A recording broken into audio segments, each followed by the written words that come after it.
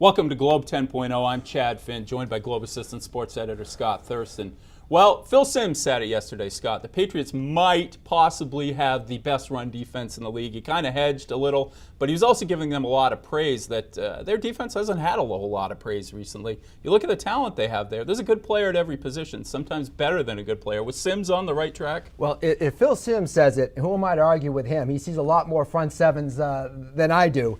But, you know, Vince Wilfork, to me, is the key here. Yeah. You know, just tying up blockers, and that's going to allow these athletic linebackers to really come up and make the stuffs. You know, Spikes, Mayo, Hightower, high tackle numbers, and they were hard to run against last year, really. They were a pretty good run defense.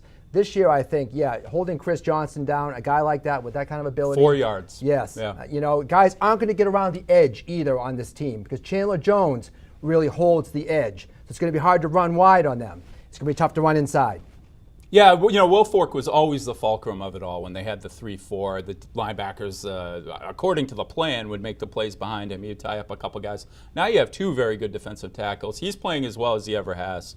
And now you have Kyle Love, who's someone who they kind of developed. Right. I don't believe he was even drafted, or they signed him away from somebody else. And he's really become a focal guy, too. And then behind them, with Hightower, with Gerard Mayo, who really doesn't miss tackles, with Spikes, who's a ferocious hitter. They've got guys who not only will do what they're supposed to do, but might make some plays themselves. And I think they've got guys in the right positions now, too. I think Spikes is an excellent middle linebacker. That's his role. Mayo on the weak side allows him to make tackles.